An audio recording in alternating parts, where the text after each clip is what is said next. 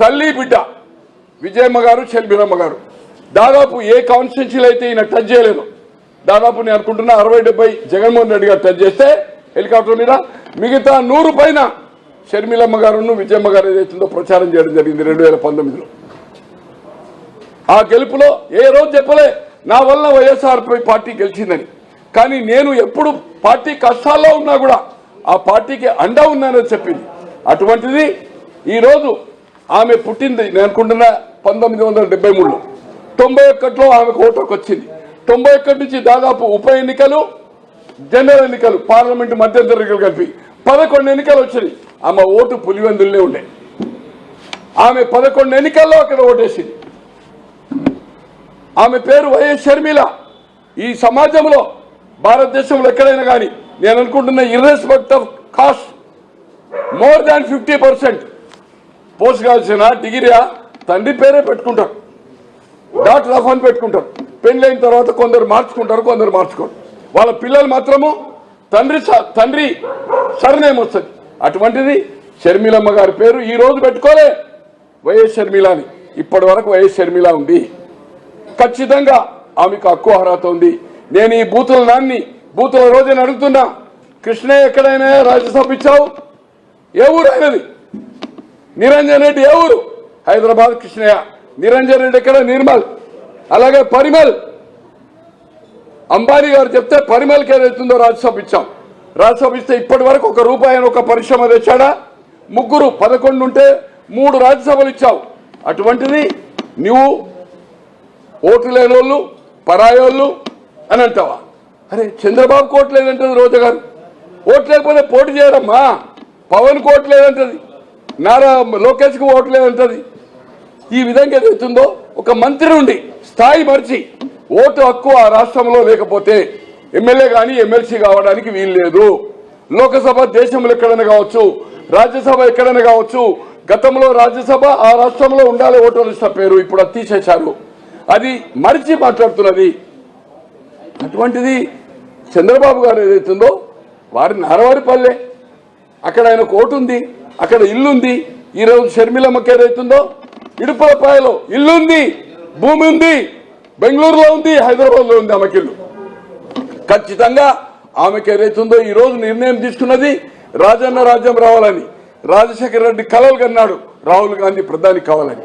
ఆ ఆశయం కోసం ఈరోజు ఆమె ఎవరిని ముంచలే. ఆమె పార్టీ పెట్టినాక ఎక్కడ తిరిగినా ఆమె వ్యాను ఎక్కడ చిన్న ఖర్చు అయినా ఆమె పెట్టాలి. ఎవరు ₹1 పెట్టనివ్వలేదు. అక్కడ లోకల్ ఏమైనా అడ్వర్టైజ్మెంటా అంతే, ఎవ్రీథింగ్ డబ్బిచ్చాలి.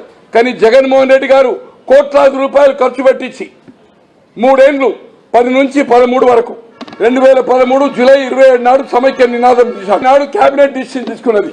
2013 జూలై 27 సమైక్యం అంటే 30 నాడు కేబినెట్ డిసిషన్ తీసుకొని ప్రెసిడెంట్ ఆఫ్ ఇండియాకు పంపింది. అప్పుడు సోనియా గాంధీ గారు, యూపీఏ ప్రభుత్వం, మన్మోహన్ సింగ్ గారు.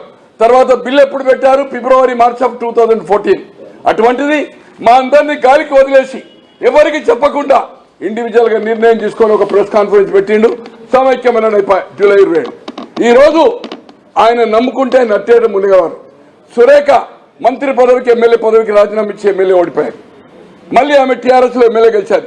ఇంద్రకరణ్ రెడ్డి ఎమ్మెల్యే గెలిచాడు, కోనప్ప ఎమ్మెల్యే గెలిచాడు, మైపాల్ రెడ్డి పటాన్చారు ఎమ్మెల్యే గెలిచాడు, సంజీవరావు వికారాబాద్ గెలిచాడు, పువ్వాడ అజయ్ కాంగ్రెస్ నుంచి వచ్చి ఖమ్మం గెలిచాడు, బాజీ గోవర్ధన్ టీఆర్ఎస్ నుంచి గెలిచాడు. 4 టీఆర్ఎస్ అయితే 1 కాంగ్రెస్, 2 ఇండిపెండెంట్ ఏను గుర్తు. ఆ రోజు నీ వైఎస్ఆర్పీ పార్టీ ఫ్యాన్ గుర్తు చేస్తే వీళ్ళంతా రోడ్ల మీద చూడే. ఇంతమంది 7 ఎమ్మెల్యేలు 2014లో, 4 టీఆర్ఎస్ నుంచి, 2 బీఎస్పీ అంటే ఇండిపెండెంట్. తర్వాత మంత్రి అయ్యాడు ఇంద్రకరణ్ రెడ్డి, పువ్వాడ అజయ్ కాంగ్రెస్. వాళ్ళ లైఫ్స్ నాశనం అవుతుండే మిమ్మల్ని నమ్ముకుంటే. కానీ మీరు నట్టేట ముంచారు. నేను అడుగుతున్న బూతుల రోజాను, బూతుల కొడాలి నానిని అడుగుతున్నాను, వీళ్ళందరూ ఏదైతుందో రోడ్ల మీద పడ్డరా లేదా? 2014లో మీకు తెలియదు. ఆ రోజు నువ్వు పార్టీలు లేవు, పార్టీకి సంబంధం లేదు ఎవరికి, బూతుల నానికి. ఆ రోజు నీకు తెలియదు. 119 సీట్లు చేసిండు. ఎక్కడైనా ప్రచారం చేసిండా?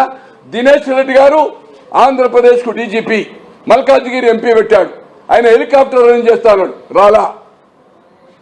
ఎడమ కృష్ణారెడ్డి అని కల్వకుర్తి ఎమ్మెల్యే 2 సార్లు, ఒకసారి ఎంపీపీ సోషలిస్ట్ నాయకుడు, హానెస్ట్ పర్సన్, రైతు నాయకుడు.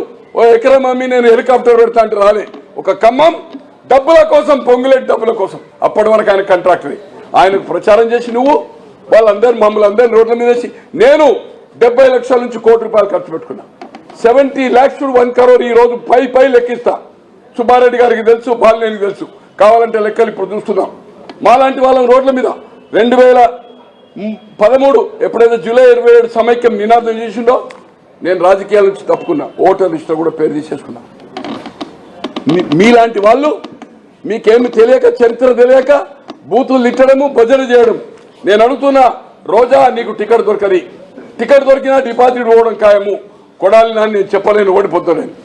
బట్ అధికారం కోల్పోవడం అనేది ఖాయము. 135 కోట్ల జనాభా, భారతదేశ జనాభా 135 crores. అధికారం వచ్చే సమస్య లేదు. 23 టీడీపీకి వచ్చాయి. ఆ 23 కంటే తక్కువ వచ్చినా ఆశ్చర్యపోవద్దు ఈరోజు. అటువంటిది మీరు ఏదైతుందో సమస్యల మీద మాట్లాడుతుంది. ఈరోజు అమెరికాలో పోయి ఒబామా ఇండియా సంతతికి చెందినవాడు, ప్రెసిడెంట్ ఆఫ్ అమెరికా అయ్యాడు. మొన్న త్రుటిలో తప్పయ్యాడు.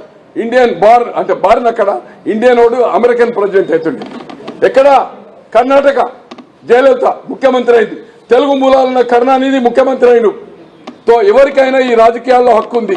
దయచేసి ఏదైతుందో చరిత్ర తెలుసుకొని మాట్లాడండి. ఖచ్చితంగా ఏదైతుందో షర్మిల గారిని విమర్శించే హక్కు, ఎక్కా దుఃఖాలను ఏదైతుందో మంచిది కాదని ఈ చరిత్ర తెలుసుకోవాల్సిందిగా మీ ఢిల్లీ ప్రెస్ ద్వారా సవినయంగా వారిని వినిపించుకోండి. బూతులు మానండి. ఆమె మాట్లాడిన దానికి జవాబు చెప్పండి. మీరు బీజేపీకి తొత్తులైనరా లేదా, బీజేపీకి అమ్ముడుపోయినరా లేదా, అది మాట్లాడండి. పోలవరం ఇష్యూ మాట్లాడండి. రాజధాని ఎక్కడని మాట్లాడండి.